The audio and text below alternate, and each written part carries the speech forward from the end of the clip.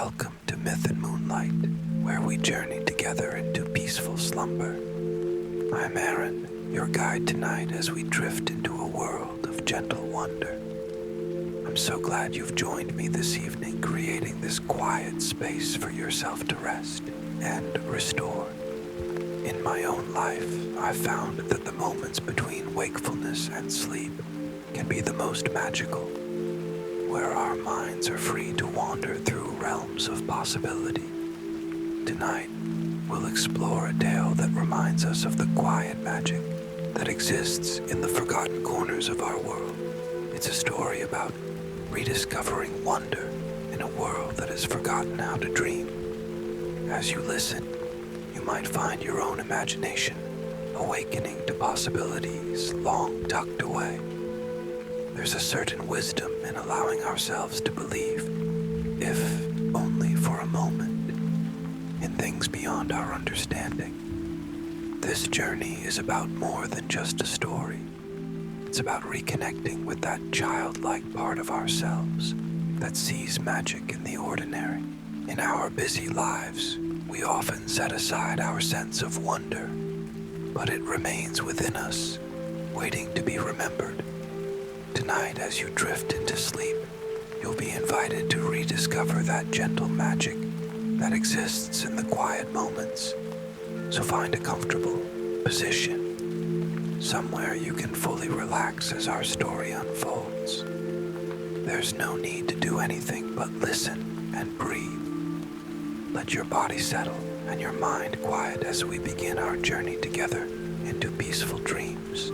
As you prepare to drift into tonight's story, I invite you to begin settling into comfort. Notice where your body meets the bed, the soft pressure of the mattress supporting you. There's nothing you need to do right now, except allow yourself to be here in this moment of quiet.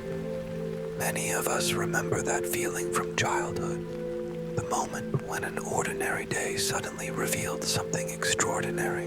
Perhaps it was the way sunlight filtered through leaves, creating patterns that danced, or finding an unexpected treasure that seemed magical only to you. That sense of wonder comes from a place of presence, being fully aware of the moment without rushing past it. Tonight's story reminds us that magic often hides in plain sight, waiting for someone to notice it with fresh eyes. Like the main character in our story, we do sometimes need to slow down enough to see what's been there all along. Let's begin by bringing that same quality of gentle awareness to your body. Starting with your feet, notice any sensations there. The weight, the temperature, perhaps a subtle tingling. Without trying to change anything, simply observe. Then allow a wave of relaxation to soften your feet, letting any tension melt away.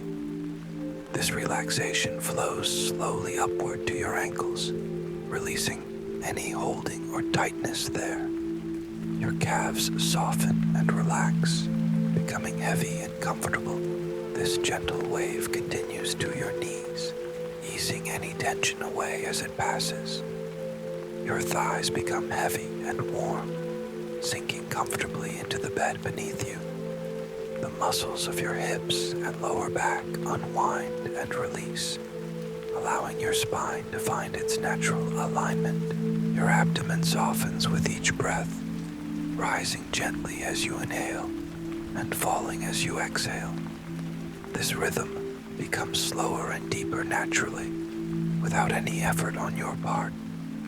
The relaxation continues to spread across your chest, where your heart beats steadily, nurturing your body even as you rest. Your shoulders, which carry so much throughout the day, now get to completely let go, dropping away from your ears and broadening across. Your arms grow heavy and warm, relaxation flowing down through your elbows to your wrists. Your hands soften, fingers gently curling in natural repose. Let's take a moment now to focus on your breath, noticing the cool air as it enters your nostrils filling your lungs. Feel the gentle expansion of your ribcage with each inhale, and then the warm air flowing outward as you exhale, your body softening further with each breath out. You don't need to control your breathing. Simply observe its natural rhythm. Perhaps you notice it becoming slower, deeper, as your body relaxes more completely. With each inhale, imagine drawing in peaceful energy. With each exhale, release anything you no longer need to carry. Now, let your awareness drift to a peaceful clearing in an ancient forest. Tall trees with silvery bark rise around you, their leaves creating a gentle canopy overhead. Dappled sunlight filters through, casting soft golden patterns on the moss-covered ground. The light holds a certain quality, warm and honeyed, suggesting late afternoon in early autumn. There's a gentle breeze, just enough to create a soft rustling sound as it moves through the leaves above. This sound blends with the distant calls of birds and the occasional gentle crack of a branch settling. The air here feels different, clean and slightly cool against your skin, with a freshness that makes each breath feel nourishing. You can feel the softness of the moss beneath you, yielding and supportive, cradling your body in perfect comfort.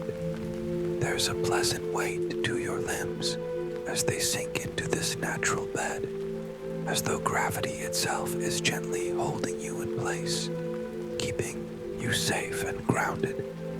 The scent of the forest surrounds you, earthy and complex. There's the rich aroma of soil and growing things, the slight sweetness of wildflowers blooming at the forest's edge, and a hint of pine from the evergreens scattered among the silver trees. If you listen closely, you might detect the subtle sound of a small stream somewhere nearby, water flowing gently over smooth stones. Your mouth holds the faint taste of wild berries, sweet with just a touch of tartness, as though you've recently enjoyed the forest's offerings. In this clearing, there exists a timeless quality, a sense that the minutes and hours that govern our usual lives hold less importance here. This is a place where time moves differently, slower, more gently. It's a reminder that hurry is often unnecessary, that there is wisdom in allowing things to unfold at their natural pace, just as the trees grow ring by ring and the seasons change in their own rhythm. So too do the important things in our lives often need time and patience to develop fully. As you rest in this clearing, know that this journey is for you. There's no right or wrong way to experience it. You might find yourself drifting in and out of the story, and that's perfectly fine. Your mind and body know exactly what they need right now. You're allowed to simply be, to receive without effort, to rest deeply and completely. Whatever happens tonight is exactly what should happen for you. As the forest clearing remains with you, holding you in its peaceful embrace, allow yourself to journey deeper into our story, which begins in a world not so different from our own, yet containing possibilities waiting to be discovered. In a town where time seemed to move neither too quickly nor too slowly, there lived a young woman named Eleanor Shaw. She was known to most simply as the Clockmaker's daughter, though she had been crafting timepieces alongside her father for so many years that she was a master in her own right. Eleanor had inherited her father's steady hands and patient temperament, but there was something else she possessed, something entirely her own, a persistent curiosity about the spaces between seconds, the moments that seemed to stretch or compress when one wasn't watching the clock. Eleanor had hair the color of burnished copper, that she wore in a practical braid that hung down her back. Her eyes were an unusual shade of amber that seemed to shift in different lights, sometimes appearing almost golden. Her face was sprinkled with freckles across her nose and cheeks, evidence of the hours she spent walking through the countryside, collecting unusual gears, springs, and other curious objects for her creations. She dressed simply in trousers and waistcoats of her own making, with numerous pockets for storing the treasures she found on her wanderings. The Clockmaker's shop stood at the corner of Market Street and Pendulum Lane, a 3-story building with large windows that caught the morning light. The ground floor housed the shop itself, with glass cases displaying pocket watches, grandfather clocks, music boxes, and Eleanor's specialty, astronomical clocks that tracked the movements of stars and planets with intricate precision. The workshop occupied the second floor, filled with tools, parts, and half-finished projects in various stages of completion. Eleanor and her father lived on the top floor in comfortable, if somewhat cluttered, quarters that reflected their creative minds. The town of Kronos had once been famous throughout the region for its festivals of light and wonder that coincided with the changing seasons. Visitors would travel great distances to witness the spectacular displays of illumination and the curious mechanical marvels created by the town's skilled artisans. But over the years, as the older generation passed on and the younger became preoccupied with more practical concerns, the festivals had become simpler affairs, with more emphasis on commerce than wonder. Few remembered that the town had once been a place where extraordinary things happened with surprising regularity. In the workshop, Eleanor moved with measured grace between her workbench, the parts cabinet, and the testing station. The space was organized according to her own particular system, with tools arranged by frequency of use rather than size or type. Sunlight streamed through the tall windows, catching dust motes that danced in the air like tiny stars. The dominant sound was the collective ticking of dozens of clocks, each with its own voice and rhythm, creating a complex symphony that Eleanor could read like music. To an outsider, it might have seemed chaotic, but to her, it was a perfectly orchestrated environment that supported her work. Eleanor's daily routine began before sunrise. She would wake to the gentle chiming of the alarm clock she had designed, specifically to ease the transition from sleep to wakefulness. After a simple breakfast, she would open the shop at precisely 7 o'clock, greeting the early customers who came to have their timepieces serviced or to commission new ones. The morning hours were devoted to customer interactions and simple repairs, while the afternoons allowed for more complex work and her own creative projects.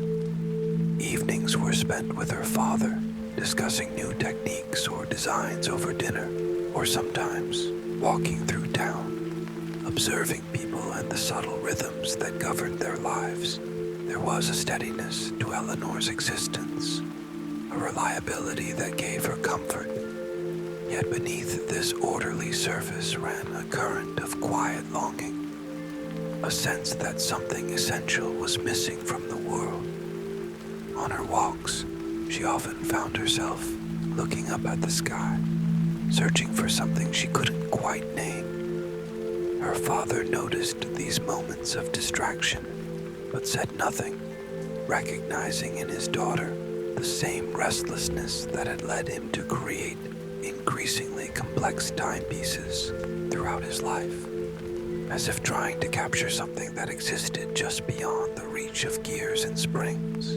On particularly clear nights, Eleanor would climb to the roof of their building with a small brass telescope of her own design. She would lie on her back on a worn quilt, tracking the movements of celestial bodies and making notations in a leather-bound, journal.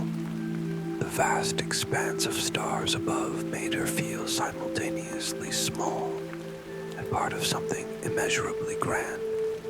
It was during these quiet moments of contemplation that she felt closest to understanding what she was searching for, a pattern or connection that would make sense of her persistent feeling that the world had lost something vital. In the stillness of these nights, with the gentle breeze carrying the scent of distant fields and forests, Eleanor would sometimes close her eyes and imagine a world more vibrant than the one she knew, where colors were more intense, where the boundary between possible and impossible was less defined, where wonder was not the exception, but the rule.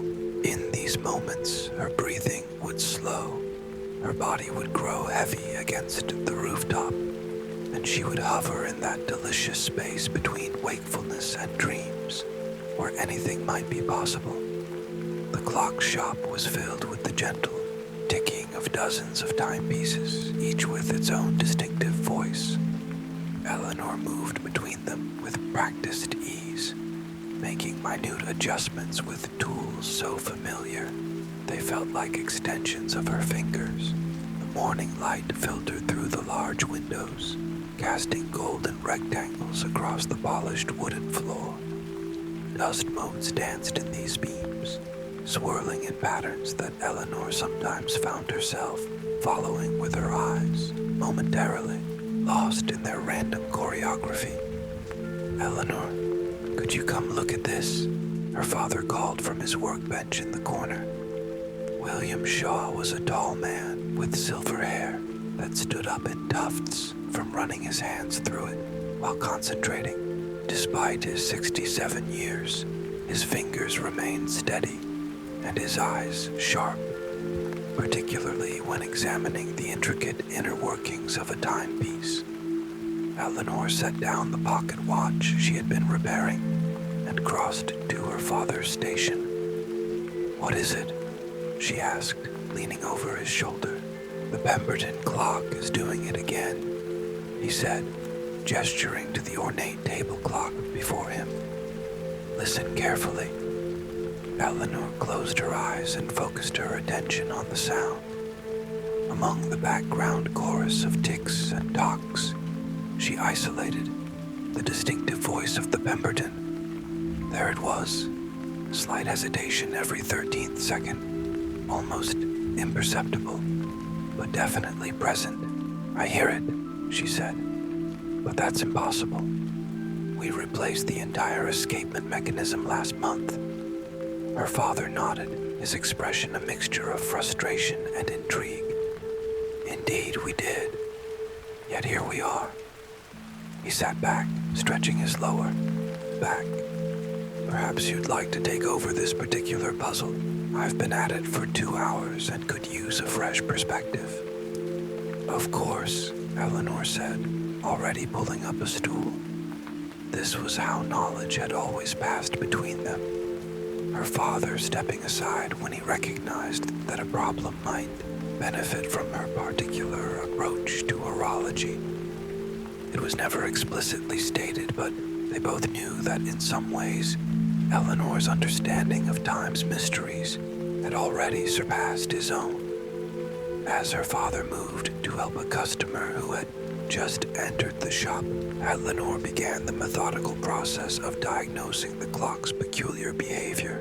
She opened the case with practiced care, revealing the complex arrangement of gears, springs, and levers within. Everything appeared to be in perfect order, each component clean and properly aligned. She watched the mechanism through a magnifying loop, counting seconds and waiting for the 13th, when the subtle hesitation occurred. There, she saw it now. For the briefest moment, the balance wheel seemed to slow, as if encountering resistance, before continuing its oscillation. But there was nothing physically causing this resistance. It was as if the wheel was passing through a pocket of thickened time. Eleanor sat back, puzzled. This wasn't the first instance of inexplicable behavior in a timepiece she had encountered. Over the past few years, there had been a growing number of clocks and watches exhibiting subtle anomalies, running slightly fast or slow, despite perfect mechanics chiming at unexpected intervals, or in one particularly curious case, a pocket watch that ran perfectly but only when carried by its owner. These irregularities had begun to form a pattern in Eleanor's mind, though she hadn't shared her thoughts with anyone, not even her father. It seemed to her that time itself was becoming less stable, less predictable. The precise mathematical relationships that had governed clockwork for centuries were developing small inconsistencies, as if the underlying principles were shifting in subtle ways. Eleanor carefully reassembled the Pemberton clock, deciding to observe its behavior for a few more days before attempting any further interventions. As she worked, her fingers moved automatically through the familiar motions, while her mind wandered to the strange collection she kept in a cabinet in her private workshop upstairs. The cabinet contained objects she had found during her walks, items that seemed ordinary at first glance, but possessed unusual properties. A river stone that remained warm regardless of its surroundings. A feather that sometimes stood upright on its quill without support. A small mirror that occasionally reflected a slight delay, showing movements a fraction of a second after they occurred. Most people would dismiss these as tricks of perception, but Eleanor had tested each methodically, documenting their behavior with the same precision she applied to her clockwork. As the day progressed, Eleanor assisted customers, completed 3 simple repairs, and worked alongside her father on a commission for the mayor. A clock that would track not only hours and minutes, but also lunar phases and tidal patterns. Throughout these activities, her mind kept returning to the Pemberton clock and her collection of curious objects. There was a connection there, she felt certain, though its nature remained elusive. In the evening, after her father had retired to read by the fire, Eleanor climbed the narrow stairs to the 3rd floor, and then up the small ladder that led to the roof. The night was clear, the air cool and fresh after a brief afternoon shower. The slate tiles retained some warmth from the day's sunshine, creating a pleasant contrast with the crisp air. Eleanor spread her quilt in her usual spot and lay back, looking up at the canopy of stars above. The constellations were old friends, their patterns as familiar to her as the inside of a pocket watch. She identified them automatically: Ursa, Major, Cassiopeia, Orion, while allowing her mind to sift through the questions that had occupied her throughout the day. If time was behaving strangely, what did that mean for the world? And what about her collection of objects with their subtle oddities? Were these phenomena related, and if so, how? Most importantly, why did she have the persistent feeling that these were not new developments, but rather the faint returning echoes of something that had once been commonplace? Eleanor's breathing slowed as she gazed at the stars. Her body felt heavy against the rooftop, the tension in her shoulders and neck gradually releasing. The cool night air brushed gently across her face, carrying the sense of wood smoke from chimneys and the sweet fragrance of night-blooming jasmine from a neighboring garden. The distant sounds of the town settling for the night, doors closing, occasional laughter from the tavern 3 streets over, the town watchman calling the hour, created a soothing backdrop to her thoughts. As her eyelids grew heavy, Eleanor continued to gaze upward. Just before sleep claimed her, she noticed something unusual. a star that seemed to move independently of the others, tracing a brief arc across the sky before disappearing. Not a shooting star, which would have been a momentary streak of light, but a steady point that traveled purposefully, as if following a predetermined path. The sight sent a small shiver of excitement through her. Was it significant, or merely an astronomical anomaly? As Eleanor drifted towards sleep, the question remained with her, weaving itself into the beginning of her dreams. There was something happening in the world, something important, and somehow she was meant to understand it. Morning arrived with golden light and the melodic chiming of Eleanor's alarm clock. She opened her eyes to find herself in her bed, though her last memory was of watching stars from the rooftop. Her father must have found her asleep and carried her down, as he occasionally did. Despite his age, William Shaw remained strong from years of working with heavy clock mechanisms. Eleanor stretched, feeling the pleasant weight of restful sleep in her limbs as she moved through her morning routine, washing her face in the basin, brushing and braiding her copper hair, dressing in her favorite blue waistcoat and brown trousers. Her mind returned to the moving star she had observed. Had it been real, or merely the beginning of a dream? She couldn't be certain. Breakfast was a quiet affair, as it often was. Her father read the town newspaper, while Eleanor made notes in her journal about the Pemberton clock. They exchanged few words, comfortable in the morning silence, broken only by the rustling of paper, the scratch of Eleanor's pencil, and the omnipresent ticking of clocks. "I'm going for a walk before opening the shop," Eleanor announced as she closed her journal. "There's something I want to check at the old library." Her father looked up, a knowing glint in his eye. "Another mystery." Eleanor smiled. "Perhaps I'll be back in time for the Henderson appointment." The air outside was crisp and clean after the night's gentle rainfall. Puddles in the cobblestone street reflected the blue sky and passing clouds, creating temporary mirrors that Eleanor stepped around carefully. The town was coming awake, shopkeepers sweeping their storefronts, delivery carts rumbling along the streets, the baker's boy running with a basket of fresh bread, leaving the scent of sourdough in his wake. Eleanor nodded greetings to those she passed, but didn't stop to chat.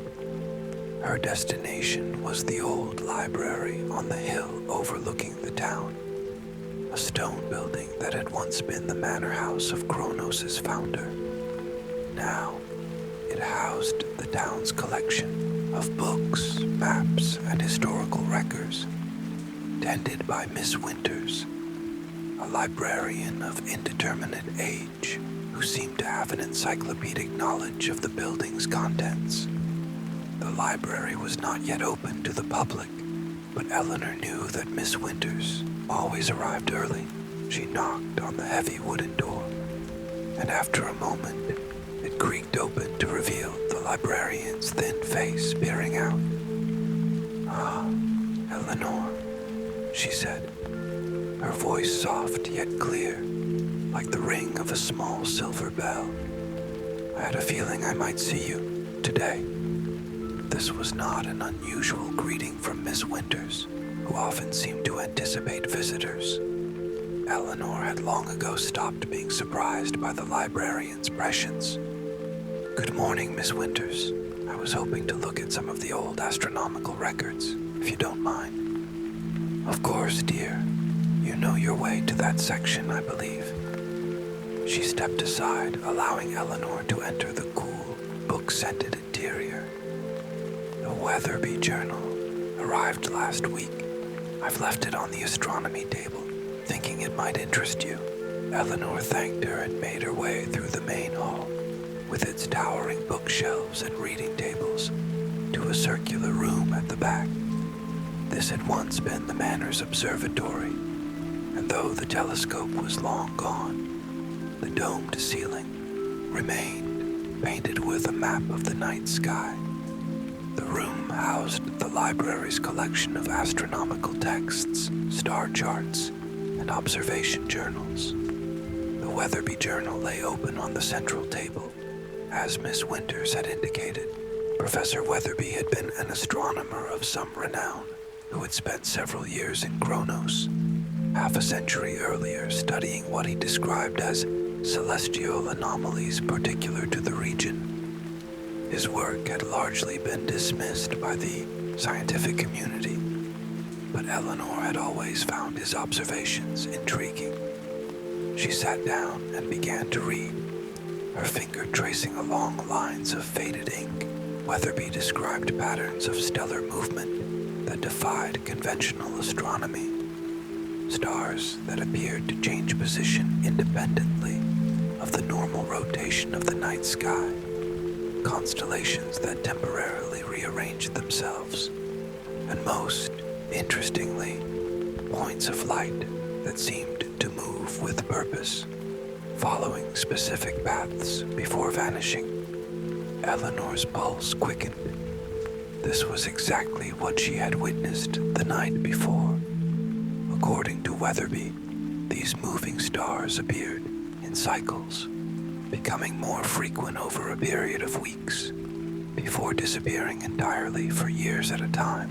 His records indicated that the last significant cycle had occurred 47 years ago.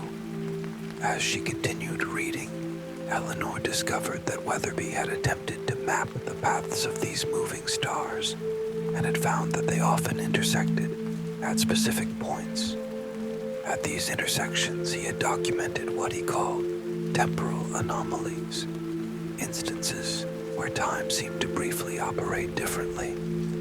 Watches running backward, hourglasses where sand flowed upward, moments where everything in a small area appeared to freeze while the world around it continued. The similarities to the peculiarities Eleanor had been noticing with timepieces around town were striking. Could it be that another cycle of these anomalies was beginning? And if so, what did it signify? She turned to the page to find a detailed map of Kronos and its surroundings, with marks indicating where Weatherby had observed these temporal anomalies. Many were in places Eleanor knew well. The old stone bridge over the river, the clearing in the whispering woods, the abandoned bell tower at the edge of town, and interestingly, the very spot where the clock shop now stood. Eleanor carefully copied the map into her journal, adding notes from Weatherby's observations. As she worked, sunlight streamed through the high windows of the observatory room, creating pools of golden light on the floor. Dust motes danced in these beams, reminiscent of stars themselves. The only sounds were the scratch of her pencil on paper and the occasional turning of a page, creating a cocoon of peaceful concentration. Time slipped away as Eleanor became absorbed in her research, moving from the Weatherby Journal to other astronomical texts that mentioned similar phenomena. It was only when the library's clock chimed 10 that she realized she needed to return to the shop for the Henderson appointment. She gathered her materials, thanked Miss Winters, and stepped back out into the morning. The town was fully awake now, streets bustling with activity. As Eleanor made her way back to the clock shop, her mind was filled with new possibilities. The moving stars, the temporal anomalies, the curious objects in her collection, all seemed to be pieces of a larger pattern, one that was gradually becoming visible to her. What if, Eleanor wondered as she walked, the world had once contained more wonder than it did now? What if the mysterious, the magical, the unexplainable had once been woven into the fabric of everyday life before becoming unraveled over time? And what if these anomalies were not malfunctions or aberrations, but rather glimpses of that earlier state trying to reassert itself.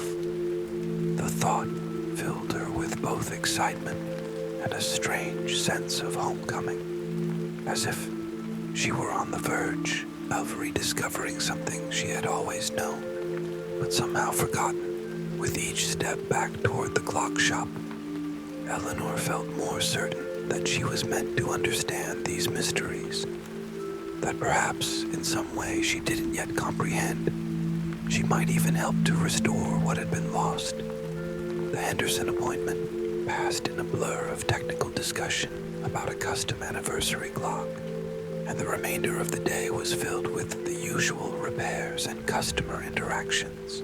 Eleanor moved through these familiar activities automatically, her mind still occupied with her morning's discoveries. Her father noticed her distraction, but said nothing, merely watching with a mixture of curiosity and what might have been recognition, as if he too had once been caught up in similar thoughts. As evening approached and they prepared to close the shop, William Shaw finally spoke of what he had observed all day. "You found something interesting at the library this morning, I take it?" Eleanor looked up from the drawer she was organizing. "Yes, Professor Weatherby's journal. He documented moving stars and temporal anomalies in Kronos almost 50 years ago. Father, I think it's happening again." Instead of the skepticism she half expected, her father nodded slowly. "I've noticed the timepieces behaving strangely, more so than usual and with increasing frequency." He paused, seeming to consider his next words carefully. "Your mother used to speak of such things." This caught Eleanor by surprise. Her mother had died when she was only 4 years old, and her father rarely spoke of her. "She did. What did she say?" William moved to a cabinet behind the counter, unlocked it with a key he wore around his neck, and withdrew a small, leather-bound book. This was her journal. "I've kept it for you, waiting until it seemed time." He held it out to Eleanor. "Perhaps it will help you understand what you're seeing." Eleanor took the journal with reverent hands, feeling the worn leather cover and the faint imprint of her mother's initials on the front. "Thank you," she whispered, overcome with unexpected emotion. Her father nodded, his eyes soft with memory. "Your mother always said that time was not merely something to be measured, but something to be experienced, to be felt. She believed that clocks were not just instruments of measurement, but windows into something deeper." He gently touched the journal in Eleanor's hands. "Read it tonight, and tomorrow, if you wish to pursue this mystery further, I can mind the shop alone." That night, after a quiet dinner, Eleanor took her mother's journal and a small oil lamp up to her bedroom. She sat cross-legged on her bed, the well-worn quilt soft beneath her, and carefully opened the journal to the first page. The handwriting was delicate yet assured, not unlike her own. "April 15th, 1862. Dreamt of stars that move like dancers last night, following patterns only they understand. Upon waking, I found that my pocket watch had stopped at precisely 3:17, the same moment I awoke. Yet when I lifted it to my ear, I could hear it ticking. When I opened the case to investigate, the hands began to move again, resuming their regular journey around the face, as if nothing unusual had occurred. There is a mystery here that calls to me." Eleanor read late into the night, absorbing her mother's observations and theories about the nature of time and wonder. In Kronos, Catherine Shaw had documented many of the same phenomena that Eleanor had been noticing. Timepieces behaving strangely, objects with unusual properties, moments where the ordinary rules of the world seemed temporarily suspended. But she had gone further, developing a theory that these were not isolated incidents, but symptoms of a larger change. According to Catherine's journal, the world had once been filled with magic, not the showy, dramatic magic of children's tales, but a subtle enchantment that allowed for wonder and mystery to exist alongside the ordinary. Over centuries, as her people increasingly relied on science and reason to explain the world, this magic had gradually faded, retreating from common experience until it was nearly forgotten. But it had not disappeared entirely. It persisted in pockets, in moments, in objects that retained some essence of that earlier time, and occasionally when certain conditions aligned, particularly the movements of specific stars, the boundary between the mundane world and those more magical reality grew thin, allowing elements to pass between them. Catherine had believed that Kronos stood at a particular intersection of these two realities, a place where the veil between them was naturally thinner. The town's famous festivals of light and wonder had once been celebrations of this connection, though their true significance had been lost over time, reduced to tradition, and eventually to mere commerce. The final entries in the journal detail Catherine's plan to investigate several locations around Kronos during a period of stellar alignment, the same locations marked on Weatherby's map. The last entry was dated just 3 days before her death, which had been attributed to a sudden illness. Eleanor had always accepted this explanation, but now she wondered if there might have been more to the story. Eleanor closed the journal as the first light of dawn began to filter through her window. She had read through the night, but rather than feeling tired, she was filled with a sense of clarity and purpose. Her mother had been on the same path that now called to Eleanor. She would continue the investigation where Catherine had left off. After a brief rest and breakfast, Eleanor explained to her father that she would be following her mother's research. William Shaw listened with a mixture of emotions crossing his face: concern, pride, and a deep sadness that came from old grief. "Be careful," he said finally. "Your mother was so certain she was on the verge of a discovery." He didn't finish the thought, but Eleanor understood the unspoken warning. "I will be," she promised, gathering supplies into her leather satchel. Her journal, her mother's journal, a small set of precision tools, a pocket telescope, and several of the curious objects from her collection. "I'll return by nightfall." The day was bright and clear as Eleanor set out from town, following the old road that led toward the Whispering Woods. Both Weatherby's map and her mother's journal had marked the clearing at the heart of the woods as a significant location, a place where multiple paths of the moving stars intersected. The journey took most of the morning, the road gradually giving way to a narrower path that wound between ancient oak and elm trees. As Eleanor ventured deeper into the woods, the sounds of the town faded, replaced by birdsong. The rustle of leaves and the occasional scurrying of small animals in the underbrush. The air grew cooler and heavy with the scent of moss, earth, and green growing things. The quality of light changed too, filtering through the canopy in dappled patterns that shifted with the gentle breeze. Eleanor found herself walking more slowly, not from tiredness, but in response to the different rhythm that seemed to govern this place. Time felt more expansive here, less rigidly defined than in town, with its abundance of clocks and schedules. Around midday, the path opened into a circular clearing approximately 50 feet across. Sunlight poured unfiltered into this space, illuminating a carpet of soft grass scattered with tiny white flowers.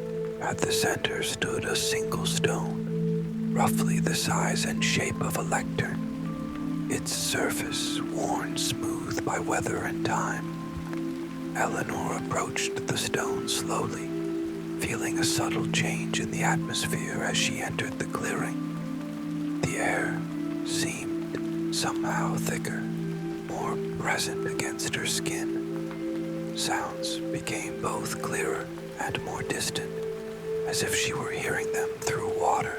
Most notably, the pocket watch she always carried began to behave strangely, the second hand moving in small jerks, rather than its usual smooth sweep. She placed her hand on the central stone and found it unexpectedly warm, as if it had absorbed not just the day's sunlight, but some deeper heat. The surface was not uniform as it had appeared from a distance, but edged with the faint patterns that reminded Eleanor of star charts. Some of the markings aligned with constellations she recognized, while others depicted arrangements she had never seen in the night sky. Taking out her journal, Eleanor made detailed notes about the clearing and the stone, sketching the patterns and recording her observations about the altered quality of time in this place. As she worked, she became aware of a gentle humming sound just at the edge of hearing, a vibration that seemed to emanate from the stone itself, or perhaps from the air around it. Eleanor placed her pocket watch on the stone surface and observed with fascination as the hands began to rotate at different speeds, the hour hand moving imperceptibly, while the minute hand completed a full circuit in what her internal sense told her was about 15 seconds. The second hand, meanwhile, seemed frozen in place. Yet when she picked the watch up again, it immediately resumed normal operation. "Curious," she murmured, recording this behavior in her journal. She recalled a passage from her mother's journal describing similar phenomena, but Catherine had taken the investigation further. According to her notes, if one knew how to look, it was possible to see beyond the ordinary appearance of such places, to glimpse something of their true nature. Eleanor decided to try the method her mother had described. She sat on the grass beside the stone, resting her back against its warm surface. Closing her eyes, she focused on her breathing, allowing it to slow naturally until each inhalation and exhalation became a gentle wave moving through her body. She let her awareness expand, taking in the sounds of the clearing, the rustle of leaves, the calls of birds, the subtle hum that persisted at the edge of perception. She noted the scents, earth, grass, the faint sweetness of the tiny white flowers, a hint of something else that reminded her of the air after a lightning strike. She felt the warmth of the stone against her back, the softness of the grass beneath her, the gentle pressure of the breeze against her skin. Gradually, Eleanor allowed her attention to shift from these physical sensations to the less tangible qualities of the clearing, the unusual density of the air, the strange elasticity of time, the sense of expectancy that hovered just beyond conscious thought. Her mother's journal had suggested that these qualities were not merely subjective experiences, but actual manifestations of a different kind of reality, attempting to intersect with the ordinary world. Eleanor sat in this state of receptive awareness for what might have been minutes or hours. It was difficult to tell as her perception of time had become increasingly fluid. Eventually, she opened her eyes and found that the clearing appeared subtly changed. The colors were more vivid, the patterns of light and shadow more complex. The The stone against her back seemed to pulse with a slow rhythm, like a giant heartbeat. Most remarkably, the air itself appeared to shimmer with faint traces of luminescence, like dust motes in sunlight, but more colorful and distinctly patterned. Eleanor watched, mesmerized, as these luminous patterns shifted and flowed, gradually resolving into more defined shapes. They reminded her of the trajectories Professor Weatherby had mapped for his moving stars, curving lines that intersected and diverged according to some complex logic. Here, in this clearing, those paths were visible, hanging in the air like ghostly ribbons of light. As she continued to observe, Eleanor noticed that where these ribbons crossed, small disturbances occurred, brief flashes of more intense light, moments where the air seemed to fold in upon itself, creating windows through which she caught fragmentary glimpses of somewhere else. These glimpses lasted only seconds, but in them, Eleanor saw landscapes of breathtaking beauty, strangely shaped buildings that seemed to be made of crystallized light, and in one particularly clear moment, a figure that appeared to be looking back at her with an expression of surprise and delight. Eleanor's heart raced with excitement and a touch of fear. This was far beyond what she had expected to find, beyond even what her mother's journal had described. She was seeing not just evidence of magic returning to the world, but actual points of connection to somewhere else, somewhere where magic had never faded. As the sun began to lower in the sky, the luminous patterns gradually faded, returning the clearing to its ordinary appearance. Eleanor remained seated against the stone, her mind whirling with implications and possibilities. She had come seeking answers about the strange behavior of timepieces, and had found something far more significant, evidence that the boundary between worlds was thinning, that magic was indeed trying to flow back into a world that had forgotten it. The realization filled her with a sense of purpose and responsibility. If what she had witnessed was real, and she had no reason to doubt the evidence of her own senses, then these phenomena would likely increase as the cycle Professor Weatherby had documented continued. The world she knew was about to change in profound ways, and few would understand what was happening. Eleanor carefully recorded everything she had observed, filling pages of her journal with descriptions, sketches, and theories. As she wrote, a plan began to form in her mind. If the clock shop stood at one of the intersection points marked on Weatherby's map, then it might be possible to create a device that could stabilize and perhaps even control the flow of magic between worlds. Her understanding of timepieces, with their intricate mechanisms for regulating and distributing energy, could be applied to this new challenge. As the light began to fade from the clearing, Eleanor packed her belongings and started the journey back to town. The woods were different in the approaching evening, shadows stretching between trees, sounds muffled by the cooling air. Yet Eleanor felt no fear. Instead, she felt a deep sense of connection to her surroundings, as if she had been granted membership in a secret fellowship of the world's true nature. By the time she reached the outskirts of Kronos, stars were appearing in the darkening sky. Eleanor paused on the hill overlooking the town, watching as lamps were lit in windows and streets, creating a constellation of human light to mirror the one forming above. Among those lights was the warm glow from the windows of the clock shop, where her father would be waiting. Eleanor took a deep breath of the night air, cool and sweet, with the scent of gardens and chimney smoke. Tomorrow she would begin the work of designing a device to bridge worlds, to help restore what had been lost. But tonight, she would share her discoveries with her father, connecting past and present through the legacy of her mother's unfinished work.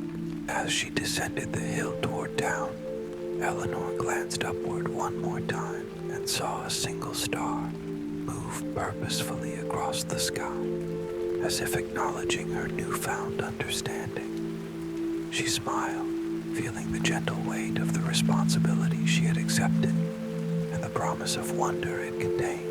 The world was about to remember what it had forgotten, and Eleanor Shaw, the Clockmaker's daughter, would help guide the way. The next morning dawned with a crystalline clarity that made the familiar streets of Kronos seem somehow enhanced, colors more vivid, textures more distinct.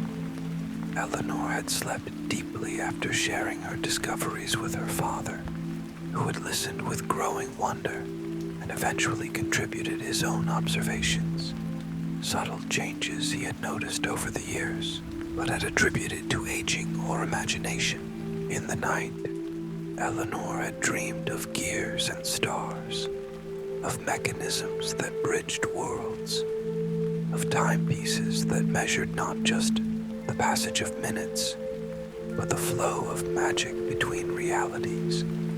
She awoke with her mind buzzing with designs, which she immediately began to sketch in her journal while still in her night clothes, hair unbound and falling around her shoulders as she worked. By the time she descended to the kitchen for breakfast, she had filled 7 pages with drawings and notes. Her father was already there, seated at the table with his own notebook open before him, a pot of tea steeping nearby.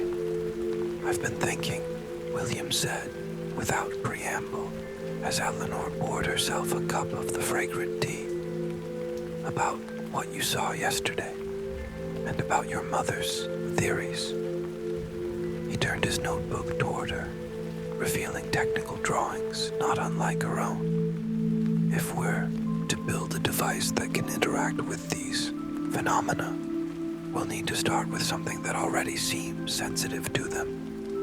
Eleanor nodded, recognizing her father's practical approach to an extraordinary situation. "The Pemberton clock," she suggested. "It's been showing the most consistent anomalies." "Precisely my thought," William agreed. "Its escapement mechanism seems particularly responsive to these fluctuations in time. We could use that as the foundation and build upon it." They spent the morning in animated discussion, combining Eleanor's fresh observations with William's decades of horological expertise. By noon, they had developed preliminary plans for what they called the Kronos Bridge, a device that would use principles of clockwork to stabilize and potentially direct the flow of magic that seemed to be bleeding through at intersection points, like the one beneath their shop. "We'll need materials beyond what we have here," William said, reviewing their list of requirements. "Some of these components will have to be custom-made." He looked up at Eleanor, his expression serious. "This won't be easy to explain to Thornfield." Reginald Thornfield was the master metallurgist whose workshop outside of town had supplied the Shaws with specialized parts for years. Eleanor considered this challenge. "We don't have to explain everything. We can present it as an experimental astronomical clock, something to track celestial movements with greater precision than has been achieved before." Her father nodded slowly. "That might work. Thornfield appreciates innovation, even if he doesn't always understand the purpose behind it." He gathered their notes. "I'll visit him this afternoon. In the meantime, perhaps you should investigate some of the other locations from your mother's journal and Weatherby's map. The more information we have about how these intersection points behave, the better our chances of creating an effective device." Eleanor agreed with this plan, and after a quick lunch, set out to visit the abandoned bell tower at the edge of town. This crumbling structure had once been part of the original town hall, before a newer, grander building had been constructed in the central square. Now it stood alone on a small hill, its stones weathered and partly covered with climbing ivy, its bell long since removed and recast for the new hall. The tower took on a melancholy beauty in the afternoon light, its remaining stained glass, windows casting colorful patterns on the stone floor inside. Eleanor climbed the spiral staircase carefully, testing each step before putting her full weight on it. The space had the hushed, reverent quality of abandoned places, enhanced by the motes of dust that danced in the beams of sunlight, penetrating the empty bell chamber at the top. Unlike the clearing in the woods, the tower did not immediately present any obvious signs of temporal anomalies. Eleanor's pocket watch maintained its steady rhythm, and the air, while still and somewhat stale, did not possess the unusual density she had experienced in the clearing. Yet both Weatherby and her mother had identified this spot as significant. Eleanor settled on the stone window ledge, her back against the cool stone of the wall, and opened her mother's journal to the entries about the bell tower. Catherine had visited at different times of day and noted that the anomalies seemed strongest at sunset, particularly when the last rays of light shone directly through the western window, creating a specific pattern of colored light on the eastern wall. Looking at the position of the sun, Eleanor estimated she had about 2 hours to wait. She used the time to make detailed sketches of the tower's interior, noting the positions of windows and the patterns of the remaining stained glass. She also examined the stone walls carefully, discovering faint etchings, similar to those on the central stone in the forest clearing, star patterns and flowing lines that might represent the paths of Weatherby's moving stars. As the sun lowered toward the horizon, Eleanor became aware of subtle changes in the tower chamber. The quality of light shifted, becoming not just warmer in color, but somehow more substantial, as if it were a physical presence rather than mere illumination. The dust motes moved with increasing purpose, no longer drifting randomly, but forming spiraling patterns that reminded Eleanor of astronomical diagrams, showing the movements of planets around stars.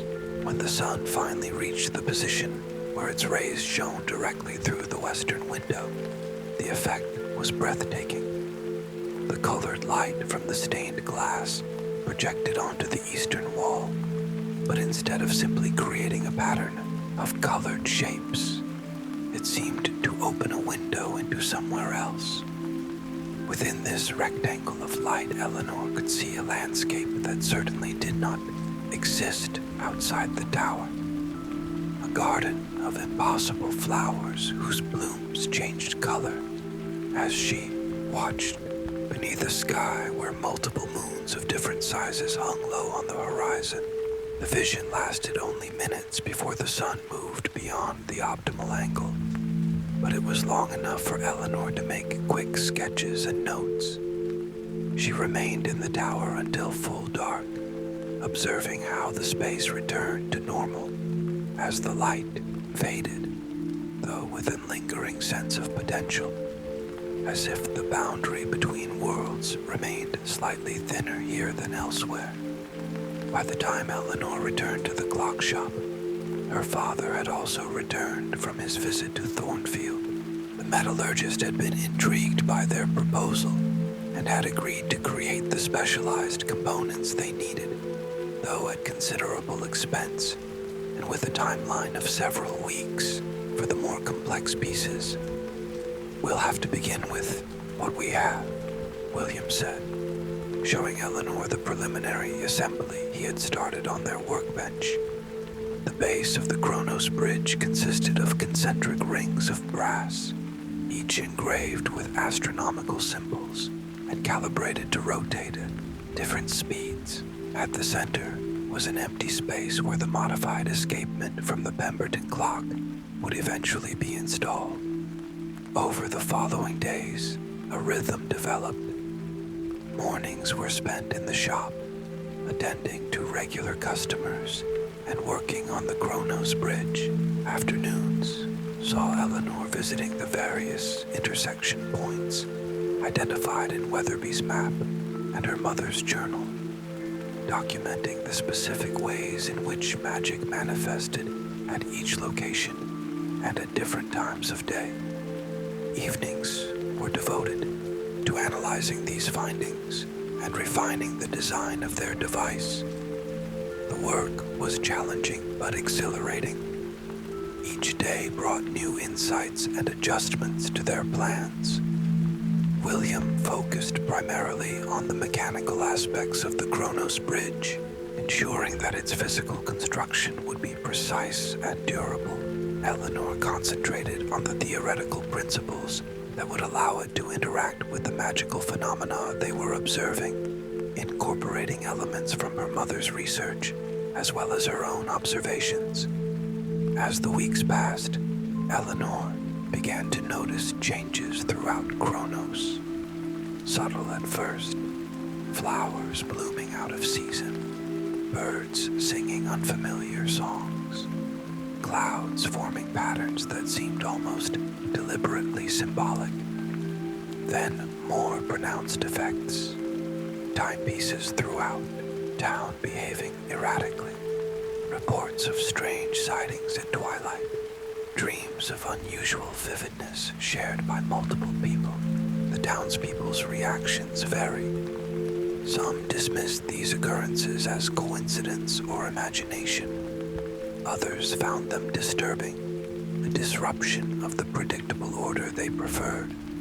A few, particularly the elderly who remembered the old festivals in their original glory, seemed quietly delighted, as if welcoming back an old friend. Eleanor recognized these changes as signs that the cycle documented by Professor Weatherby was intensifying. The boundary between worlds was growing thinner, allowing more magic to seep through. Without intervention, this process would likely continue until it reached a natural peak and then gradually subsided, leaving behind only fading memories and lingering questions, as it had in previous cycles. But the Kronos Bridge, if successful, would offer a different possibility, a controlled, stable connection that would allow magic to remain in the world rather than retreating once again.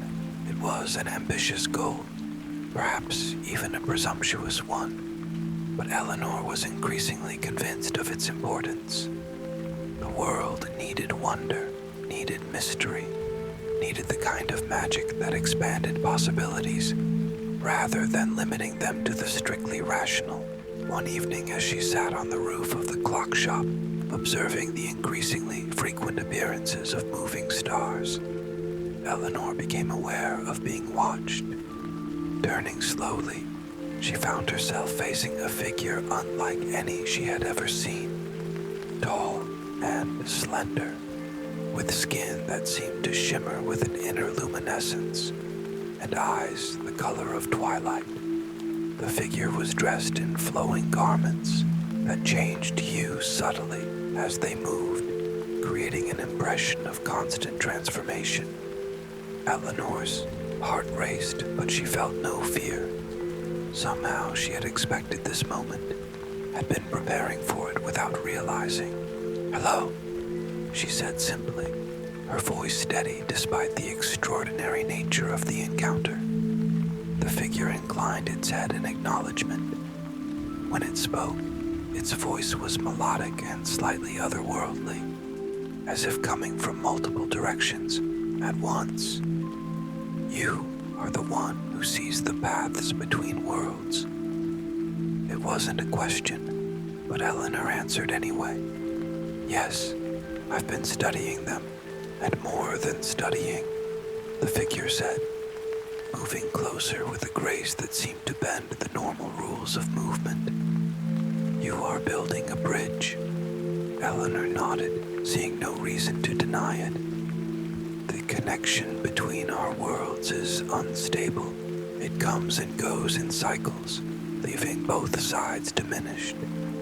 I believe a permanent bridge would benefit everyone. The figure was silent for a long moment, its gaze moving from Eleanor to the stars above and back again. There are those on my side who would agree with you, it said finally, and those who would not. The separation of our worlds was not entirely accidental. This was new information, not mentioned in either Weatherby's records or her mother's journal. What do you mean? Eleanor asked, leaning forward with interest. The figure made a gesture that somehow conveyed both complexity and resignation. Your people chose certainty over possibility, predictability over wonder. Over generations, they built a wall of disbelief that pushed magic further and further away. Some of us respected that choice and helped strengthen the boundary. Others have worked to maintain these small connections, these cycles of possibility. Eleanor considered this perspective. But it wasn't a conscious choice, not for most people. They didn't know what they were losing.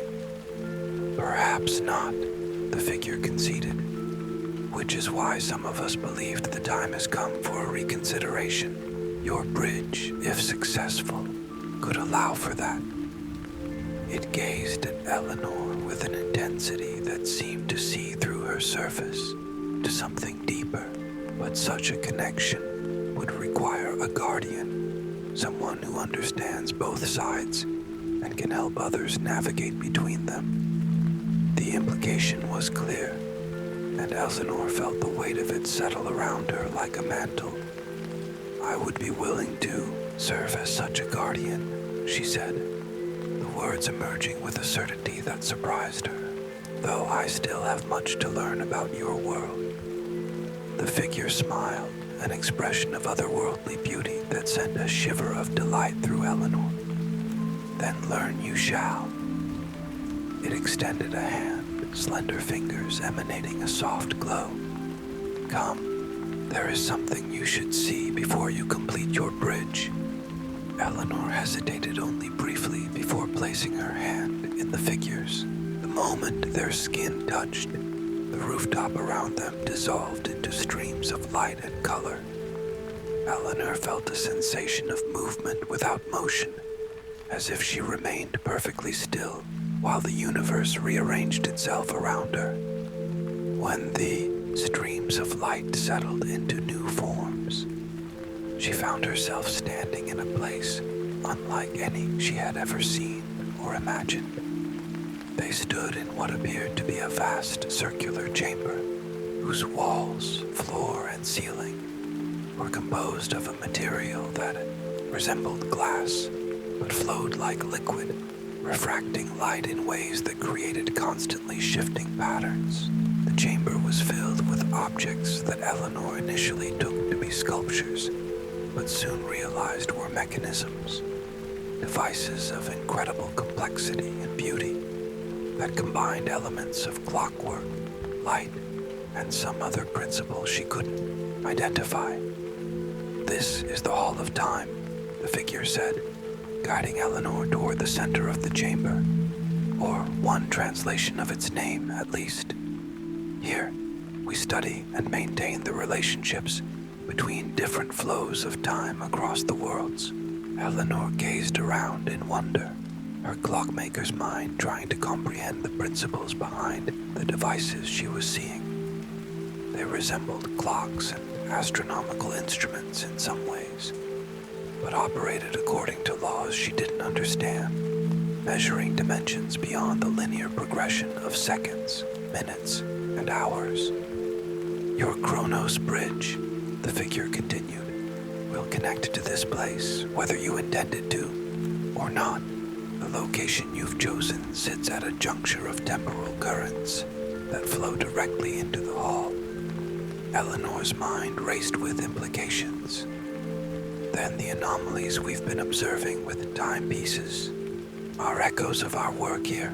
Yes, the figure confirmed. The moving stars you've tracked are our agents, traveling along these currents to monitor and maintain the connections that remain. As they approached the center of the hall, Eleanor saw a device larger and more complex than the others. It resembled a model of a solar system, but instead of planets orbiting a central sun, it showed multiple worlds connected by flowing channels of light, each turning according to its own rhythm, while maintaining complex relationships with the others.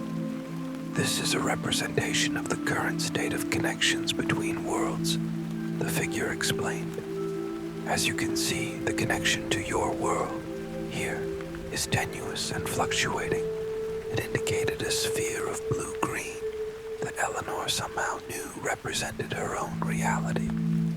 The channels of light flowing to and from it were indeed faint and unstable compared to those connecting other worlds. What happens if our bridge establishes a permanent connection?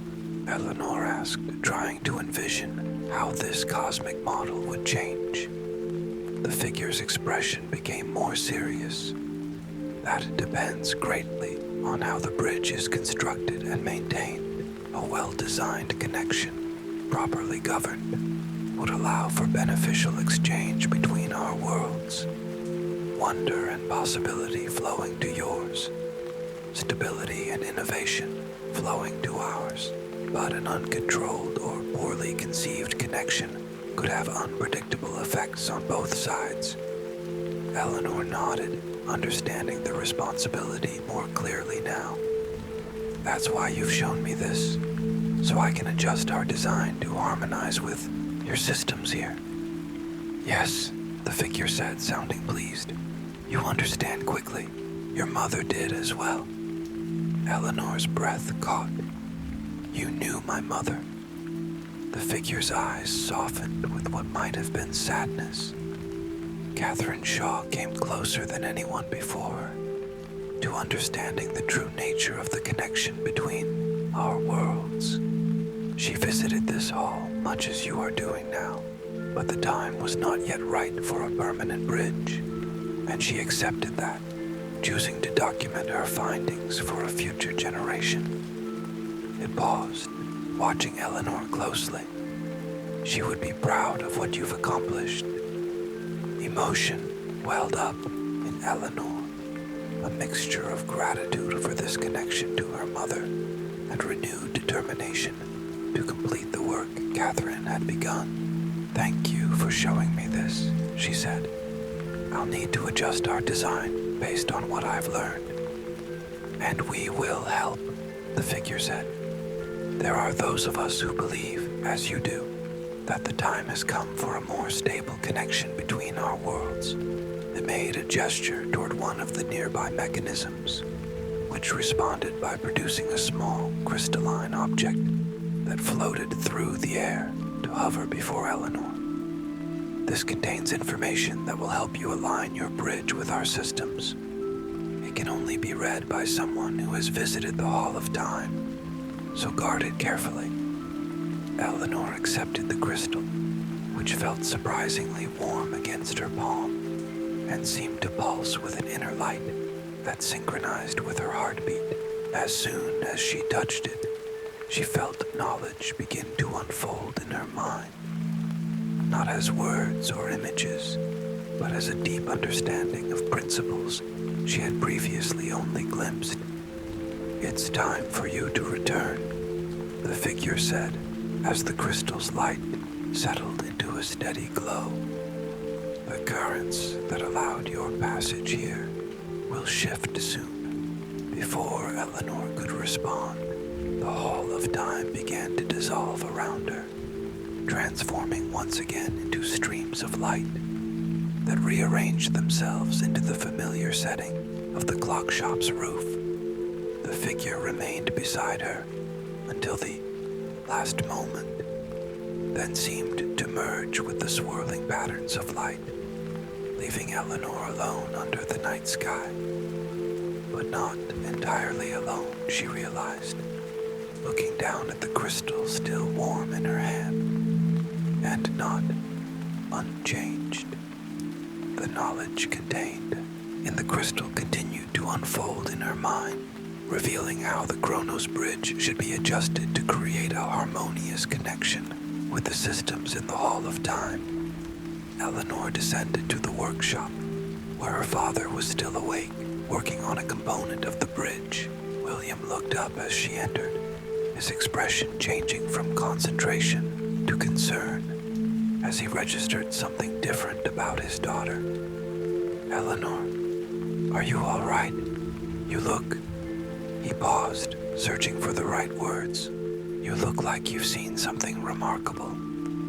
Eleanor smiled, feeling a deep, calm certainty. "I have, and I know now exactly how to complete the bridge." She held up the crystal, which glowed softly in the workshop's lamplight. "We have help." In the days that followed, Eleanor and William worked with renewed purpose, incorporating the knowledge from the crystal into their design. The components from Thornfield arrived, each one a masterpiece of metallurgical craft, and were assembled according to the revised plans. The modified escapement from the Pemberton clock took its place at the heart of the device, now complemented by additional mechanisms that would allow it to synchronize with the temporal currents flowing from the Hall of Time. As they worked, the signs of magic's return continued to increase throughout Chronos. Children reported seeing fantastic creatures at the edges of the Whispering Woods. The waters of the town fountain occasionally flowed upward instead of down. Musicians found their instruments playing harmonies they hadn't intended. Beautiful, but impossible, according to conventional theory. Most significantly, timepieces throughout the town began to synchronize with each other, all ticking to the same rhythm regardless of their mechanism or previous accuracy. The townspeople's reactions evolved from confusion to fascination. Groups gathered in the square to discuss the strange occurrences, sharing stories and theories.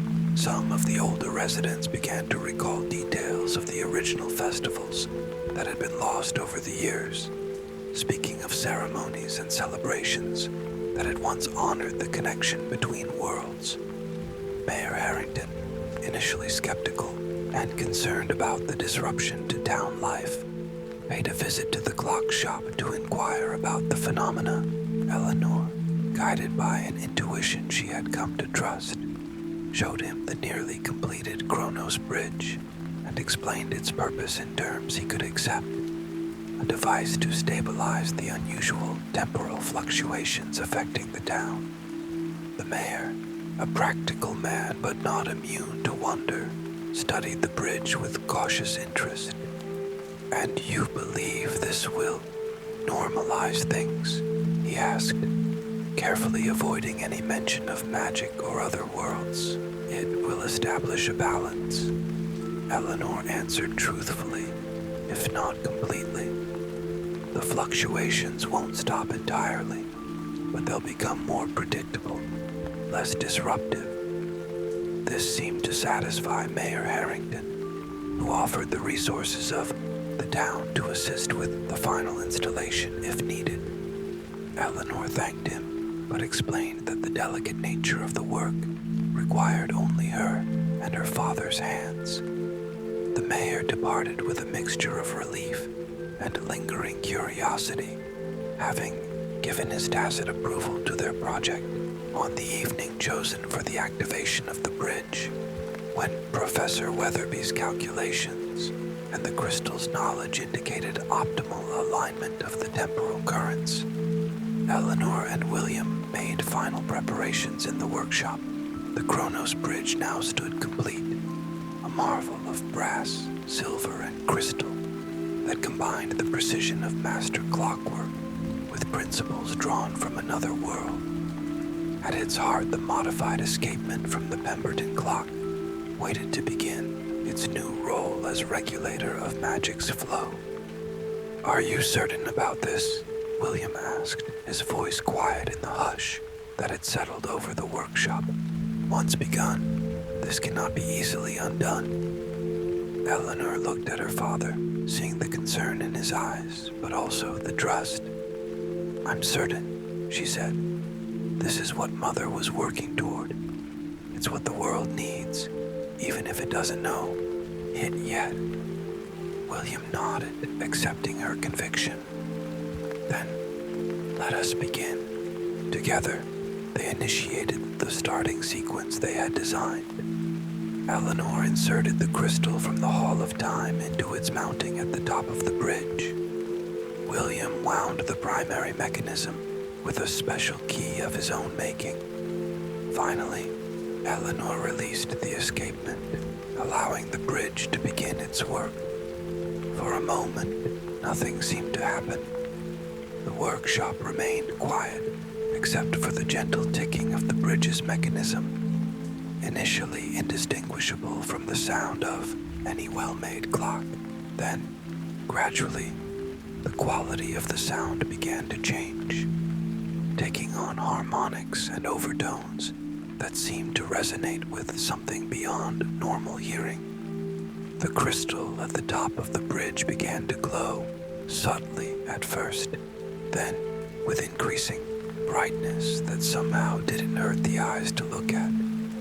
The air in the workshop thickened and shimmered, reminiscent of what Eleanor had experienced in the clearing in the bell tower, but more controlled, more directed. The light from the crystal formed patterns in the air, flowing lines that corresponded to the paths of the moving stars, but stabilized now, no longer ephemeral, but permanent. Eleanor felt a shift in the atmosphere, a sense of something vast and distant drawing closer. The boundary between worlds, which had been thinning throughout the cycle, now transformed into a regulated connection, a bridge indeed. Magic flowed through, not in unpredictable bursts, but as a steady current, spreading outward from the shop to suffuse Kronos and beyond. Outside, the townspeople who had gathered in anticipation of something, though few could have said exactly what, gasped as the night sky came alive with swirling patterns of light. The moving stars, now visible to all, traced luminous paths through the darkness, connecting in a vast network above Kronos. From these connections, gentle rain of light began to fall, each droplet dissolving into invisible energy as it touched the earth, leaving behind a subtle enhancement of reality. Colors more vivid, sounds more harmonious, possibilities more abundant. In the workshop, Eleanor and William watched as the Kronos Bridge settled into its steady operation, the initial drama of its activation giving way to a sense of rightness and permanence. The crystal continued to glow softly, pulsing in rhythm with the escapement at the heart of the mechanism. Through this coordinated action, the bridge maintained its connection to the Hall of Time, ensuring that the flow of magic between worlds remained balanced and beneficial. "It worked," William said softly, wonder and pride mingling in his voice. "Yes," Eleanor agreed, feeling the change not just around them, but within herself. The knowledge from the crystal had become part of her, giving her an intuitive understanding of how the bridge functioned and how to maintain it. She knew that this was the beginning of her role as guardian of the connection, a responsibility she would carry forward and eventually pass on to another when the time came. As the night deepened, word spread throughout Kronos of the marvelous display in the sky and the subtle changes people were experiencing. Many made their way to the town square, gathering to witness and share in the wonder. musicians brought out their instruments, finding them responsive in new and beautiful ways. Children discovered they could shape the falling light with their imaginations, creating ephemeral sculptures and playful creatures that danced briefly before dissolving back into the general glow. Eleanor and William eventually joined the impromptu celebration, bringing with them a sense of completion and new beginning as they stood at the edge of the square, watching the townspeople rediscover the joy of wonder. Eleanor felt a presence beside her. Turning, she saw the figure from the Hall of Time, visible now not just to her, but to anyone who chose to see. "You have succeeded," the figure said, its melodic voice carrying easily, despite the sounds of celebration. "The bridge is established and functioning as intended. With your help," Eleanor acknowledged, "and my mother's." The figure inclined its head. "All bridges have builders on both sides, this one more than most." It gazed around at the transformed town. "There will be adjustments needed as both worlds adapt to the new connection. Some may find the changes challenging. I'll be here to help them understand," Eleanor said, "to help maintain the balance." "Yes," the figure agreed. "That is the Guardian's role, but not yours alone." It gestured subtly toward William, who was watching their conversation with interest, but without fear. The knowledge of the bridge must be shared and passed on. That, too, is part of maintaining the connection. Eleanor nodded her understanding. She had already begun to think about how to document what they had learned and accomplished, how to create a tradition that would preserve the essential knowledge for future generations. The clockmaker's craft had been passed from master to apprentice for centuries. The Guardian's knowledge could follow a similar path. The figure seemed satisfied with her unspoken commitment. "I must return to the hall, but others will come to learn and to teach. The exchange between our worlds has only just begun." It raised a luminous hand in farewell. "Until we meet again, Eleanor Shaw." As the figure departed, merging once more with the patterns of light in the sky, Eleanor felt a deep sense of contentment. The world had been missing something vital, and she had helped to restore it. Magic, the true subtle magic of wonder and possibility, was returning to a place that had forgotten it. And while she knew there would be challenges ahead, new balances to find and maintain, she faced them with confidence rather than concern. William placed a hand on his daughter's shoulder, his touch conveying pride and shared purpose. Together, they watched as Kronos embraced its renewed connection to magic. The celebration in the square evolving spontaneously into something reminiscent of the old festivals, though with new elements that reflected the town's current character. It was not a return to the past, but the beginning of something new, a synthesis that honored tradition while embracing fresh possibilities. Above, the network of light continued to shimmer, visible evidence of the bridge Eleanor had helped to build, and throughout the town, clocks that had once measured only the linear progression of moments now hinted at other dimensions of time, other ways of experiencing the world's unfolding. The familiar tick-tock rhythm carried new harmonics now, subtle reminders that reality was richer and more mysterious than it had seemed before. Eleanor took a deep breath of the night air, which held scents from both worlds now.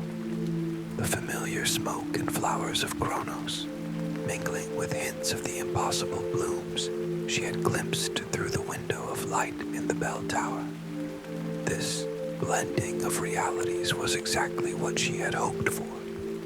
A gentle interpenetration that enhanced rather than disrupted. As the celebration continued around them, Eleanor and William returned to the clock shop. The Kronos bridge hummed softly in the workshop, settled now into its long-term operation. It would need occasional adjustments and regular maintenance, but those were tasks familiar to clockmakers, requiring the same patience and precision they applied to all their creations. Eleanor approached the bridge, placing her hand gently on its brass housing. Through this connection, she could feel the currents of magic flowing between worlds, regulated and directed by the mechanism she and her father had built. It was working exactly as intended, creating a stable pathway for wonder to return to a world that had forgotten how to dream. With a deep sense of accomplishment and the pleasant weight of her new responsibilities, Eleanor prepared for sleep. Tomorrow would bring curious townspeople seeking explanations, new phenomena to document and understand, perhaps even visitors from the other side of the bridge. There would be questions to answer, adjustments to make, knowledge to record, and eventually to pass on. But for now, in the quiet hours before dawn, Eleanor allowed herself to simply appreciate what had been accomplished. As she lay in her bed, listening to the gentle humming of the bridge from the workshop below, her body grew heavy with the satisfaction of completed work. The subtle glow from the crystal, visible even through the floorboards, cast gentle patterns on her ceiling that shifted and flowed like the currents in the Hall of Time. Eleanor's breathing slowed, her muscles relaxing into the mattress beneath her. The day's excitement and exertion gave way to a profound contentment that spread through her limbs like warm honey. Her eyelids grew heavy, though she continued to watch the dance of light on her ceiling for a few moments longer, appreciating the beauty and significance of what it represented. As sleep approached, Eleanor's thoughts drifted to her mother, wondering if Catherine Shaw had somehow foreseen this moment, had known that her daughter would complete the work she had begun. The idea brought a smile to Eleanor's lips as she finally allowed her eyes to close, surrendering to the deep rest that follows meaningful achievement. The Kronos Bridge continued its gentle operation throughout the night, maintaining the connection between worlds, allowing magic to flow once more into a place that had missed it without knowing. And as Eleanor slept, she dreamed of moving stars and shifting time, of impossible gardens and luminous figures, of bridges between realities and the endless possibilities they created. In her dream, Eleanor walked through a landscape that combined elements of both worlds, familiar streets and buildings, interspersed with structures of light and gardens of ever-changing blooms. The townsfolk moved through this blended reality with joy and wonder, discovering new aspects of their home with each passing day. Children played games that incorporated rules from both sides of the bridge, creating traditions that would be passed down through generations. And above it all, the clock tower chimed hours that measured not just the passage of time, but its quality, its richness, its potential for wonder. The sound carried across the town and beyond, reminding all who heard it that reality was bigger, stranger, and more beautiful than they had been taught to believe. As the dream began to fade and Eleanor drifted deeper into sleep, a sense of peaceful completion enveloped her. The clockmaker's daughter had found her true calling as guardian of the bridge between worlds, keeper of the connection that allowed magic to flow once more. It was a responsibility she would carry with the same precision and care she brought to her timepieces, ensuring that the wonder now returning would never again be forgotten. The gentle rhythm of her breathing matched the soft ticking of the Kronos bridge below, both maintaining their steady pace through the quiet hours of the night. And in this synchronization, this harmony between the human and the magical, lay the promise of a world transformed, not dramatically or suddenly, but gradually and naturally, like the steady progress of a well-made clock, marking the moments of a life well lived. Eleanor floats now in the deepest part of sleep, where time expands and contracts according to laws different from those of waking life. Her body is perfectly still, perfectly heavy against the bed, while her consciousness drifts through landscapes born of memory and possibility. The weight of the quilt presses comfortingly against her, a gentle anchor to the physical world as her mind explores realms less substantial. In this profound rest, Eleanor's breath comes slow and deep, filling her lungs completely before releasing in a long, soft exhalation. Her heartbeat has found its resting rhythm, steady and sure, nurturing her body while her mind wanders freely. The muscles of her face have released all tension, creating an expression of perfect peace. Her limbs lie heavy and warm, blood flowing easily through relaxed vessels, bringing nourishment to every cell. As Eleanor sleeps, the Chronos Bridge continues its work, maintaining the delicate balance between worlds. Its gentle hum has become part of the night sounds of the shop, as familiar and comforting as the collective ticking of the many clocks that fill the space. The crystal at its heart pulses with a soft light that seems to breathe in rhythm with Eleanor, connecting guardian and bridge in ways that transcend ordinary understanding. Throughout Chronos, others sleep as well, their dreams touched by the magic that now flows freely through the town. Children dream of fantastic creatures that might visit into the morning light. Artists dream of colors they've never seen before, but will somehow find on their palettes upon waking. Musicians dream of harmonies that seem impossible, but will emerge from their instruments when they next play. Each person receives exactly the magic they need, their dreams a gentle preparation for the wonders of the coming day. The night deepens toward its center point, that moment of profoundest quiet before the slow turn toward dawn begins. Stars wheel overhead, both the fixed points of familiar constellations and the moving lights that trace the paths between worlds. Their combined glow filters through windows, casting patterns that would seem significant if anyone were awake to see them. Secret messages written in light upon sleeping forms and quiet objects. In this perfect stillness, this moment of balance between night and morning, between sleeping and waking, between one world and another, everything is possible. All potential exists simultaneously, waiting only for consciousness to select and manifest particular realities from the infinite array of options. It is a time of pure creation, pure potential, governed by laws more fluid than those of ordinary physics.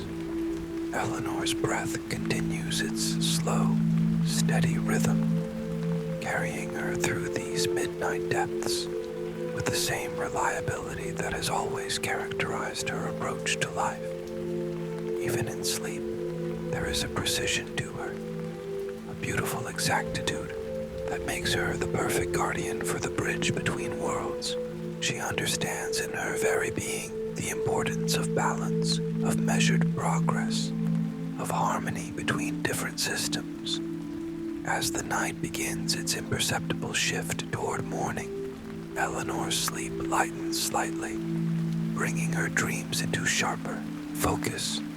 She finds herself once again in the Hall of Time, but now as an honored guest rather than a visitor. The luminous figures acknowledge her with respectful nods, as she moves among the complex mechanisms that measure and maintain the relationships between worlds. In this dream version of the hall, Eleanor understands everything she sees with perfect clarity. The principles that govern the flow of time and magic between realities are as obvious to her as the mechanics of a simple clock. She moves with confidence through the space, making small adjustments to various devices, her actions precise and purposeful. This is a rehearsal of sorts, her sleeping mind preparing for the role she will play in waking life. The dream shifts, and Eleanor is back in Kronos, walking through streets transformed by the return of magic. Flowers bloom with colors that change as she passes, responding to her emotions. The very air seems to shimmer with possibility, thick with potential waiting to be shaped by imagination and will. Townspeople greet her with a mixture of respect and wonder, recognizing her role in the transformation without fully understanding its nature. Throughout these dreams, Eleanor's body remains in perfect repose, every muscle relaxed, her breathing slow and deep. Warmth surrounds her like a cocoon, holding her in comfort as her mind explores new territories. There is no hurry to this exploration, no urgency. Everything happens at exactly the right pace, unfolding with the same measured precision as the mechanisms she loves to create. As the first hints of dawn begin to lighten the eastern sky, Eleanor's dreams grow softer, less distinct. Images and sensations blur together, creating a gentle tapestry of impressions rather than a coherent narrative. This is the body's way of preparing for wakefulness, a gradual transition rather than a sudden shift. It mirrors the way the Kronos bridge regulates the flow of magic, not in overwhelming bursts, but as a steady, manageable current. The weight of Eleanor's body against the mattress seems to increase slightly as she moves toward waking, a reminder of physical reality after the weightless freedom of dreams. Her breathing remains deep and comfortable, but begins to shift toward the patterns of consciousness. The profound stillness of deep sleep gives way to occasional small movements, a finger twitching, lips parting on a side, eyelids fluttering, though not yet opening. In these final moments of sleep, Eleanor's mind gathers and integrates the experiences of the night. The knowledge gained in dreams settles into her understanding, becoming part of the intuition she will use to guide her actions as guardian of the bridge. The emotions, wonder, purpose, satisfaction become part of her motivation, fueling her commitment to the path she has chosen. And then, as the first direct ray of sunlight finds its way through her window to touch her face, Eleanor opens her eyes to a world forever changed. A world where magic and precision coexist, where wonder and practicality enhance rather than oppose each other, where the boundaries between reality and possibility have become wonderfully, beautifully blurred. When you take a deep breath now, feel your lungs filling completely.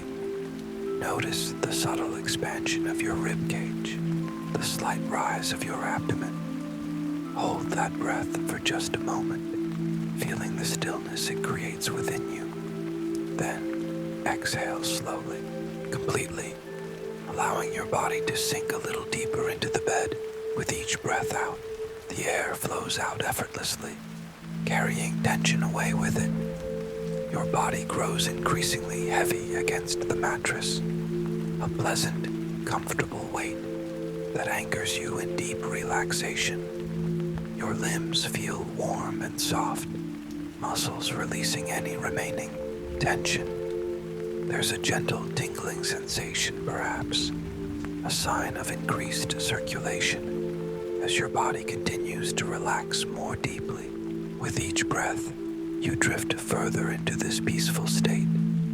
Your mind grows quiet, thoughts becoming distant and less distinct, like stars fading at dawn. This natural process requires no effort from you, simply your permission to unfold at its own perfect pace. The story of Eleanor and the Chronos Bridge remains with you, its images and feelings creating a gentle backdrop to your own journey towards sleep. Perhaps you see the soft glow of the crystal, pulsing in rhythm with your own heartbeat. Perhaps you feel the subtle current of magic that now flows more freely in the world, touching your dreams as it touched Eleanor's. The weight of your head against the pillow, the soft pressure of blankets, the perfect support beneath you, all these physical sensations combine to cradle you in comfort. Your breathing has found its own natural rhythm now, deep and steady, carrying you further into relaxation with each cycle of inhale and exhale. As you continue to drift, the boundary between wakefulness and sleep becomes as beautifully blurred as the boundary between worlds in our story. You hover in that delicious, in-between state where the mind is free to wander while the body rests completely. There's no need to do anything, no need to direct your thoughts or control your experience. Simply allowing is enough. The message of our journey tonight, that wonder and magic exist all around us if we only learn to see them, settles into your awareness. Like Eleanor, you too can notice the extraordinary within the ordinary, the magical within the mundane. This perspective is a gift you can carry into tomorrow and beyond, a lens that transforms everyday experience into something richer and more meaningful. For now, though, your only task is to rest, to allow your body and mind the complete relaxation they deserve, to drift peacefully towards sleep, carried on gentle currents of breath and story. Your eyelids are heavy now, wonderfully heavy. Your limbs are warm and still. Your mind grows ever quieter, thoughts soft and distant. Sleep approaches like a gentle wave, ready to carry you into its peaceful depths. You can surrender to it completely, knowing that you are safe, that you are held, that everything is exactly as it should be. Let go now, floating freely on the current of your own breath, drifting toward deep and restful sleep. The Clockmaker's daughter found her purpose in maintaining the bridge between worlds, in helping restore magic to a place that had forgotten it. Your purpose in this moment is simpler, but no less important. To rest completely, to allow your body to renew itself, to give your mind the quiet it needs. Honor that purpose now by releasing any final tension, any remaining thoughts, anything that stands between you and perfect peace. Drift now. Float. Let go. Sleep awaits with open arms, ready to embrace you in perfect comfort, perfect peace, perfect rest. Do you remember the gentle glow of the crystal at the heart of the Chronos Bridge?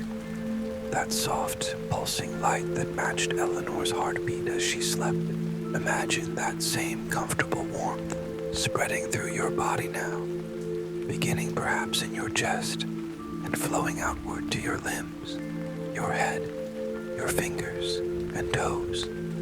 This pleasant warmth carries you deeper into relaxation, deeper into the borderland between waking and sleeping. Your body feels wonderfully heavy now, sinking into the bed as if it were made specifically to hold you in perfect comfort. Each breath comes slow and deep, filling your lungs completely, before flowing out in a long, soft sigh. There's no effort to this breathing, no need to control it. Your body knows exactly what it needs and provides it naturally, perfectly. The story of magic returning to a world that had forgotten it remains with you, a gentle reminder that wonder exists all around us, if we only learn to perceive it. Like Eleanor, you can choose to see the extraordinary within the ordinary, to notice the small miracles that fill each day. But for now, your only task is to rest, to allow sleep to come in its own perfect time. Feel the weight of your head against the pillow, the softness supporting you. Notice the pleasant heaviness of your arms and legs, the comfortable pressure of blankets against your skin.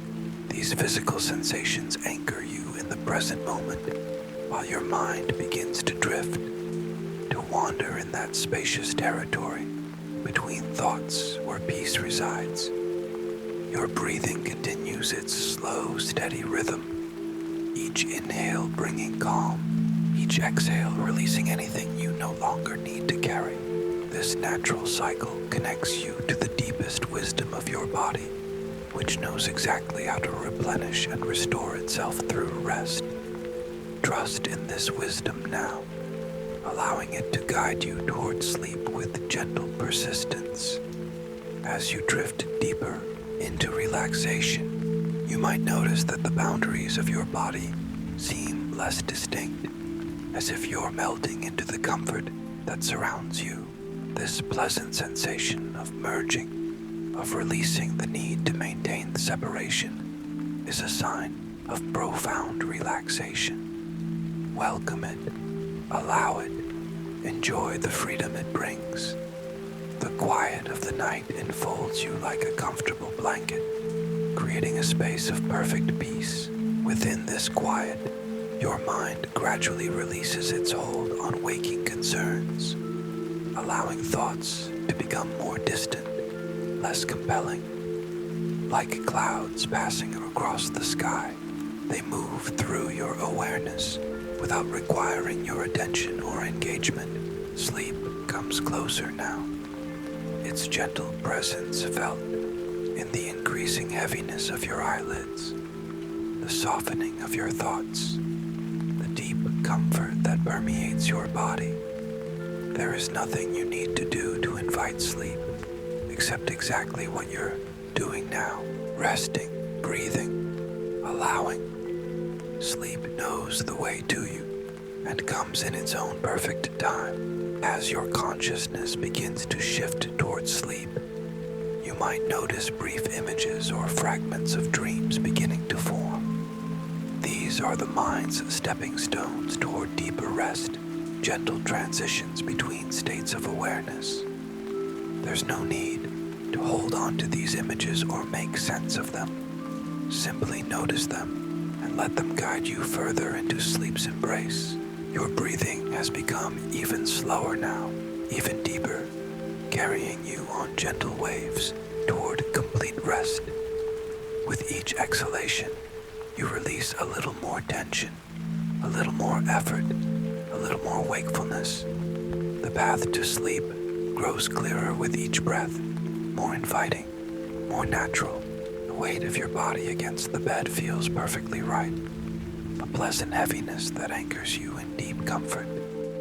There's no need to move, no need to adjust, no need for anything but this perfect stillness, this complete surrender to rest. Your muscles have released all unnecessary tension, allowing your skeleton to settle into perfect alignment. As you hover at the threshold of sleep, know that you have given yourself a precious gift, the gift of complete relaxation, of surrender to the natural rhythm of rest and renewal. This gift will continue to unfold throughout the night as sleep carries you into its healing depths, restoring body and mind for the day to come. Let go now of any remaining thought, any last thread of wakefulness. Sleep awaits with open arms, ready to receive you into its peaceful embrace. Drift now.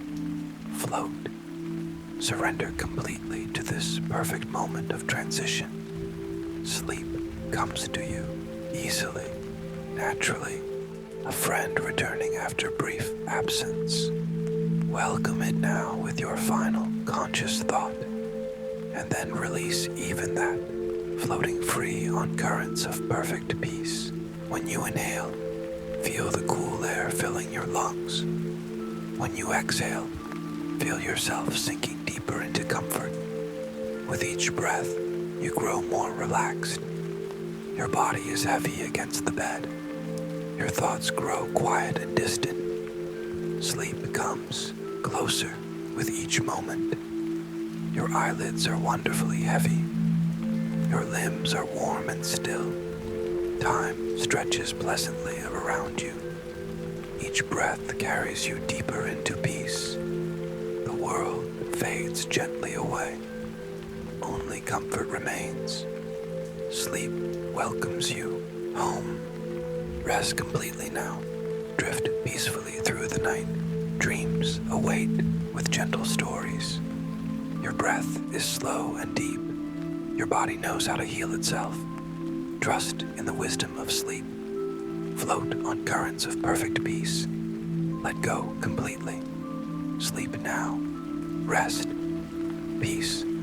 Thank you for joining me on this journey. Good night.